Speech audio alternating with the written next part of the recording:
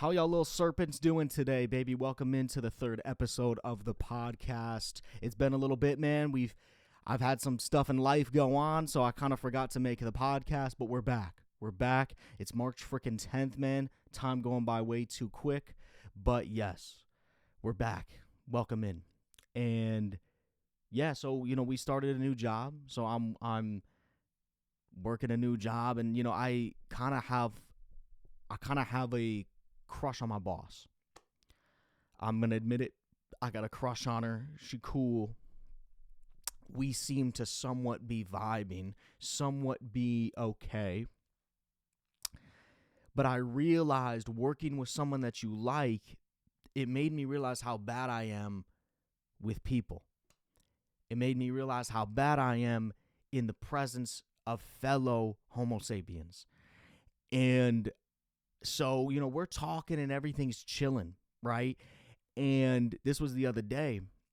And then it goes quiet for a second. I start to kind of internally start to just scream when it gets quiet. And so it's quiet. And then I kind of just look at her. I'm like, it's like, man, girl, you so blue. Girl, you so blue. And she looks at me and she's like, oh, thank you. And I'm thinking in my head, what the fuck does that even mean? She's wearing fucking yellow. She ain't even got an ounce of blue in her outfit. And I said, girl, you look like blue. She said thank you, but I could tell she's thinking, what the fuck is this mentally challenged motherfucker talking about? And I'm standing there the rest of the time, and I'm like trying to keep a cool face, but I'm freaking out internally. I'm like, what the fuck is blue? I'm not even colorblind. And and that's just one of those things that I got nervous and I just said it. I didn't fully think it through. And even if she was wearing blue, that's still stupid. So it's like, I guess for me, man, it just made me realize how much I got to work on talking to women and talking to girls. But there's been also other times that we're cool and we're chilling. You know what I mean? And stuff like that. I got some cool stuff in common too, but there's been a couple of yikes moments though.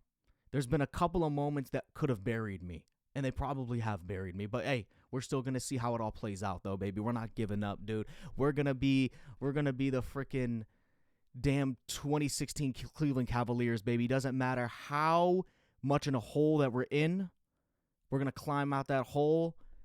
And I'm going to freaking get that block on Andre Iguodala, baby. I'm going to freaking just do it. I'm going to be that King James. King James, we're going to come through. We're going to... Greatest comeback, dude. Greatest comeback since the Cavaliers. Greatest comeback since the New England Patriots in the Super Bowl years ago. Greatest comeback since the Jews. We're going to get it. We're going to get it. So, yeah, man. So, that's been going on. What else have I been into lately? So yeah, work's been work. Just trying to get down this new job and trying to flirt with my boss and try to see what's good with that. So that's work. What else have I been doing outside of that? Dude, I've been really into NDEs lately, man. I've been really into those near-death experiences. Really into it. Dude, I'd just be staying up all night watching all these people have all these crazy experiences dying. And, I watched this one woman, man, and it freaks me out, dude, because I think it makes me want to do as much good as I can in this plane, right, in this experience, because this lady, she goes into this room and she sees these three big ass things, like people, big ass, she called them the big three, like three archangels or something like that, and they just got energy just spinning on their face and shit like that. And they tell her to open up this chest, right? And she opens up this chest. There's a bunch of bubbles in it, like a bunch of just like bath bubbles or something. And in every single bubble was a memory from her life that she had to process. And I'm like, what? I'm sitting there freaking out. Like, that's insane, dude. And you can feel the emotions that the other people felt. It's that life review, right? That life review that they say that we all have. But dude, that got me tripping, man. Like, I'm just like, dude, like sitting in there and having to process each bad thing that you've done, each good thing that you've done, bad things that have happened to you, good things that have happened to you. Like, that sounds crazy. But dude, it's been intriguing me, man. I've been low-key addicted to these near-death experiences, man, because it's like, bro, we're all gonna die. I'm gonna die. You're gonna die. It's like, I want to like somewhat know what I might be getting into. Not that we all fully know, but it's like, hey, I'd like to at least brush up on it a little bit. I'd at least like to take one class. I don't have to be a master. I don't have to get a bachelor's degree in death, but let me at least take a course to see what we might be fucking with here. Right? And that's kind of why I've been really into these near-death experiences, man. It's been crazy. It's been really cool to watch, to see people just like the feelings that you feel. And I mean, happy people, unlike me, these are people that actually want to live, and they have families, they have money, they have just a life that they want. And they go to this place, they experience this feeling of oneness and wholeness with the universe, and they're like, hell no, do I want to go back? They got a wife, they got kids that are grieving over their dead body, and they're like, hey, they'll be all right. They'll be chilling. I'm staying here.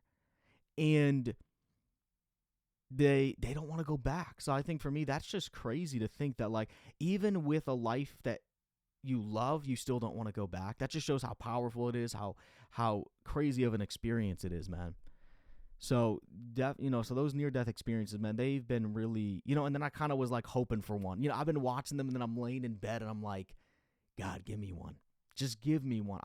I want to experience one. I feel as though it will give me a different perspective on life. I feel as though if I can get a different perspective on life, I don't know, man. Maybe sometimes that's what my issue is I don't have the right perception of things because I haven't experienced anything like that. Maybe if I experience death for a minute and see what happens and then come back, I'll be a different person. So yeah, man. So we've been putting that on our bucket list for sure. Near-death experience at some point. It's got to be organic, It can't be a man-made, it can't be a fake near-death experience. It's got to be organic. It's got to be the universe doing it, man. So, yeah. I'm not just gonna, I'm not just gonna be like, oh, God's gonna give me a near-death experience, and then I just pop, 95 Vicodin, Like, I just know it's got to happen if it's gonna happen. If it don't, hey, it don't. But, yeah, so I've been really into that, man. Really been diving deep into those. It's just been so interesting. Just to think, man. Just to think that we're all going to go through that at one time. And it's like, what's the first thing that you feel? Do you go straight from looking out your eyes to, because they always say it's like you look straight from looking out your eyes to boom, you're in the corner of the ceiling looking at yourself. And you don't even know who the fuck you are. You're like, who is that thing? Who's that sack of meat? And it's just crazy to think that you don't even know who you are. So, I don't know, man. I just think it's cool, man. I just think life is just one of these things that, we have so much power, but our soul is just so restricted by this meat sack. And it's just, I think the point of life is because we're so powerful up there. I think we're so powerful, like our consciousness when we die, that like the test for our souls down here is, can you be as powerful as you are up here down here? Maybe not as powerful, but with restrictions, right?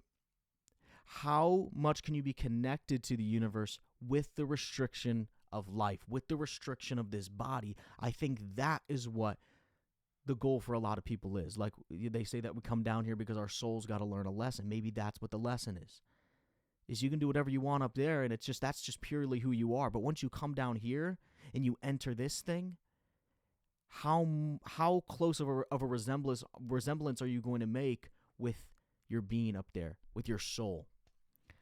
I don't know, man. That's just a thought, but that's just something I've been thinking about lately. It's like, man, so it's made me want to be better. It's made me want to, they say at the end of the day, it's just about love. So I'm just trying to love everything that I see. I'm trying to look at this laptop. I'm loving it. It's made up of love, baby. You guys, of course, love you guys. Just love everything that I'm looking at, man. I'm just trying to be one of those crazy people. It's like, oh, I love this microphone, But, no, see, I can't go that crazy. But definitely trying to love people more. That's what it's about. And just be there for people, man. So at the end of the day, that's all that matters. So yeah, I've been into that, and oh dang, this thing's kind of popping a little bit. Dang, the mic might be pretty hot. And then I also got this drink too. I got this not sponsored by the way, unless y'all want to. I got this, it's this You Relax thing.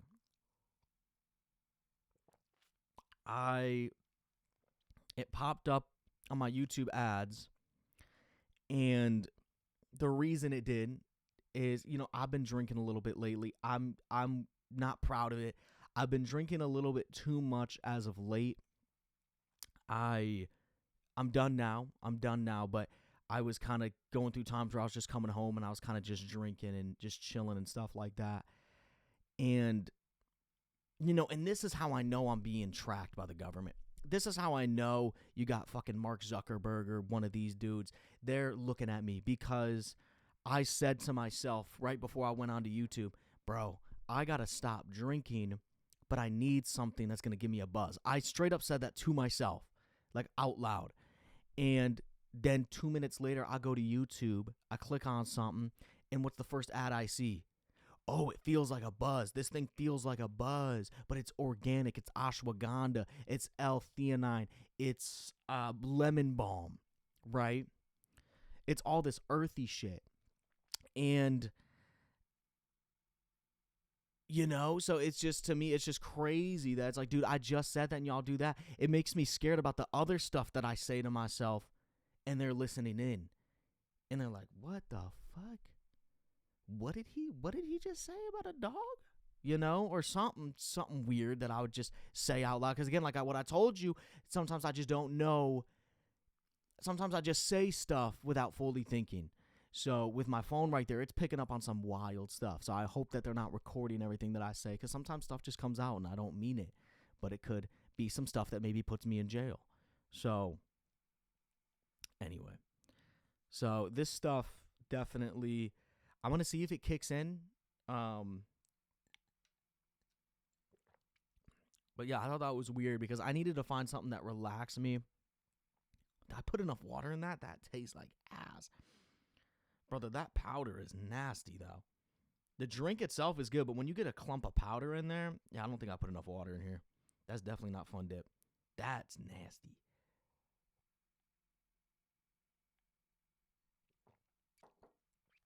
But the one thing they said that kind of scared me on the back is it said, your tongue's going to burn for 15 to 20 minutes. That's normal. And I'm thinking, okay, like that's don't seem normal to me. But hey, if you say so, then I'll believe you. My tongue is not. No, our tongue's still good. So I don't know if it's working. I got a new batch of herpes. That's something going on right here. We got a new batch of herpes right there. So that kind of sucks.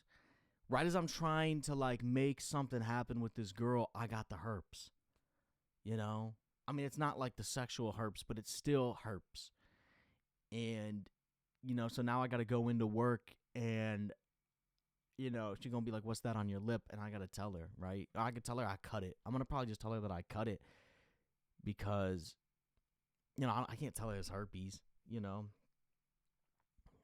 If I'm already deep in the hole, if I add that on top of it, brother, that's it. That's the final blow. That's the nail in the coffin right there. So I got to make sure that I'm strategic. I got to make sure from here on out with her that everything's good. Everything's good, because if it's not, we're pretty close to being put down with any chance. So I got to make sure that I'm good. So, yeah, man. I'm actually starting to feel this thing, dude. Like, they're right. It feels kind of like a little bit of a buzz. But